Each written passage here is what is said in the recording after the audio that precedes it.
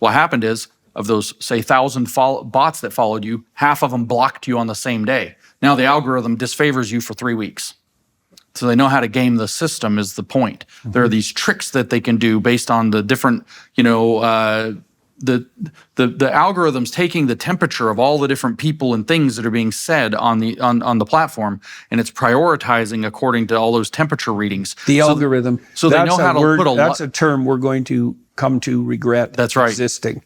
And they're going to put a lighter underneath some of those thermometers that are sticking out and heat it up or cool it down so that they can create an artificial environment. And I hear that they're very good at this.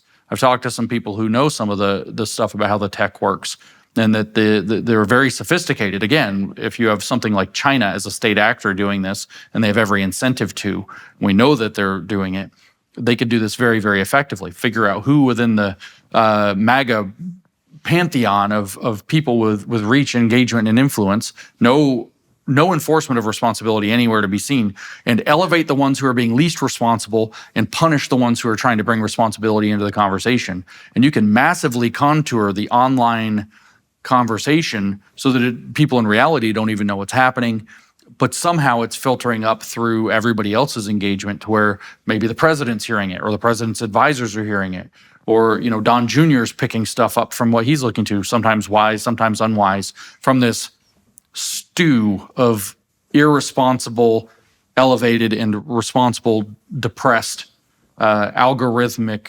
information sharing.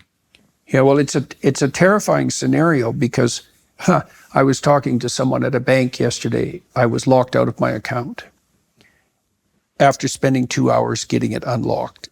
I made a transaction and then it was locked again, and with no explanation. Sure. I just couldn't get into my account. Yeah. So after some trouble, I contacted them again and asked, because I was going to make a sequence of these transactions. I said, well, I'm going to make the same transaction tomorrow.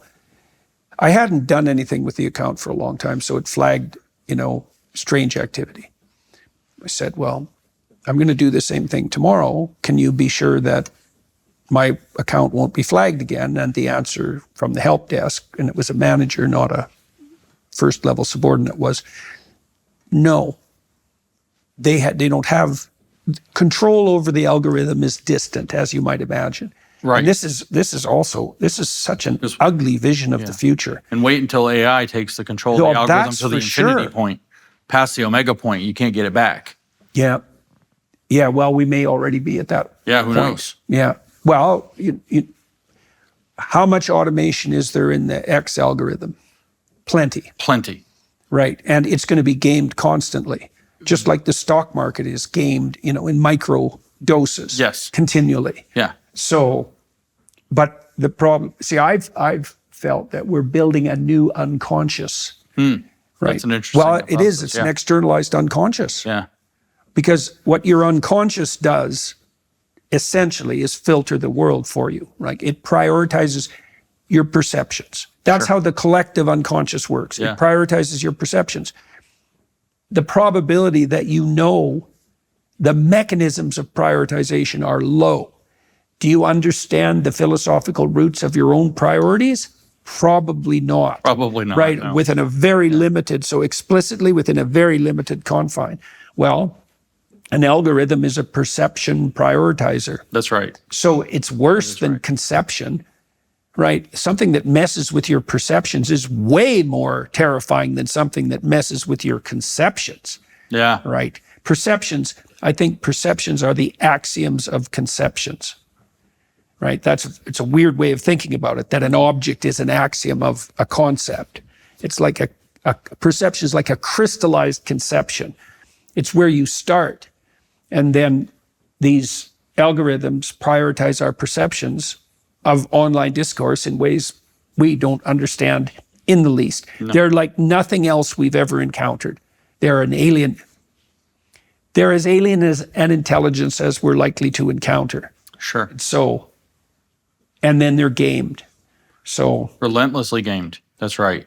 And so I don't view the social media environment as a place to hang out with my friends. I don't view it as the public square. That was the big argument. Yeah. Twitter is the public square or whatever. Yeah. It's not. I hate to break this to anybody who doesn't understand this. It is It's a Hobbesian nightmare. no, it's something different.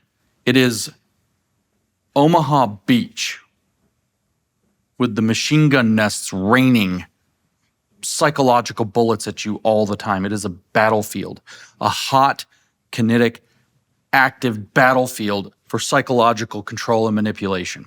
It is a propaganda war space like we've never seen before in the world. So when you interact, people say, James, the way you interact on Twitter is kind of insane. Well, I've got a flak jacket on and a helmet and a rifle. I don't act like I'm walking down the street and going to the bank or going to go to the store and get a croissant. It's something completely different because I'm on a battlefield. So of course I am a little glib, or I am a little dismissive, or I am a little, reserved, or, people say things to me and I just ignore them or whatever else. How do you know, or do you know, how do you know that you're a force for good? Or do you assume that? Like, I'm very curious. It's a very hard question. What I can say that I'm certain about, somebody asked me something similar a few days ago, is how do you know, this isn't the same question, but he asked me, how do you know that you've escaped Plato's cave rather than being still inside? And I said that there's a feature to reality, which is, first of all, that reality, whatever this word means, is true. And secondly, that reality is also coherent. Because I'm a realist, I believe those things. So we have to start there. I have a philosophical orientation toward realism. So therefore, and the moral question's slightly different than the epistemological one, but they're similar. If reality is true by definition and is coherent, therefore, a way you can have insight into that is that the true things that you say interlock with other true things. Yeah. And you don't hit these contradictory points because of the coherence principle. So you can guess that you're a force for good in a similar way, but it's much less clear. You can pray that you're a force for good. That's the problem, because the real issue is you don't know what propaganda you've consumed. You don't know what propaganda you're consuming at any given moment. It's entirely possible that, let's say that there's as I posited, right, that there is a psychological operation to damage MAGA through creating a subculture of rampant anti-Semitism, or to undermine Trump, or whatever its ultimate purpose is. I think it's to fragment the political movement and undermine Trump's base of support for whatever else he has to do later in his term, or possibly for the elections in 26, 28 and going forward. Those kinds of things. So you could say, okay, so psychological operation. The psychological operation could be, in fact, just to be hypothetical, exactly the opposite of what you think it is. The psychological operation could be, in fact, that, and this is kind of one of the things the anti-Semites will put forward, it's very conspiratorial and paranoid, and that's where you can start to ask this question, is that they want you to think that this is what's going on. They want you to think that, so people will reflexively support Israel. So Israel is actually the source of the psyops, not something like, Iran that's against Israel.